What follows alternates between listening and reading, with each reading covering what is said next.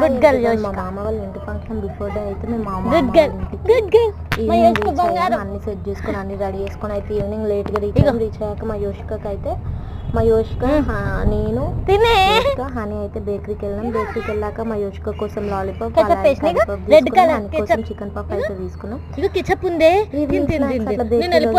ఇంటికి వచ్చి టెర్రస్ మీదకి అయితే వెళ్ళాం అనమాట. టెర్రస్ మీదకి వెళ్ళినాక అయినా తింటదేమో అని మా మమ్మీ అయితే క్లాత్స్ ఆరేస్తుంది. మా యోషిక అయితే అస్సలు కరివేపాకు తినలే. కెచప్ అన్నది. కెచప్ వేసినాక కూడా కెచప్ నాకింది కానీ కరివేపాకు అయితే మొత్తం ఆడుకుంటూనే ఉంది టెర్రస్ మీద. కొంచెం కూడా తినలే. లాస్ట్ కోసం మా హనీ యోషికది కరివేపాకు అలాగే తన చికెన్ పఫ్ అయితే తిన్నదనమాట. ఇక మళ్ళీ బంతిపూలు అల్లనికే నిడిల్స్ తక్కువైనాయి అనమాట. నేను అయితే నిడిల్స్ తీసుకొచ్చిన.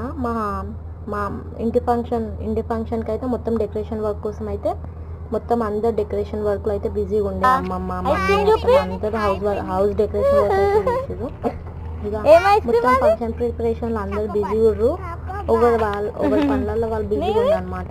నేనైతే మా పిల్లల్ని తీసుకొని బేకరీకి అయితే తీసుకెళ్ళిన. బేకరీకి తీసుకెళ్ళి మా పప్పుకి మా అచ్చుకేమో చాకోబార్ ఐస్ క్రీమ్ ఇప్పించిన. మా యోషికకేమో లేస్ ప్యాకెట్ ఇప్పించిన అనమాట. లేస్ ప్యాకెట్ ఇప్పిస్తే నాకు కూడా చాకోబార్ కావాలి, నాకు కూడా ఐస్ క్రీమ్ కావాలని వాళ్ళని చూసి అడిగింది. ఇక ఆమెకైతే సరిదైందని చాకోబార్ ఇప్పియలే. వాళ్ళ చాకోబార్ తీసి ఈమె చేతిలో పెట్టిన.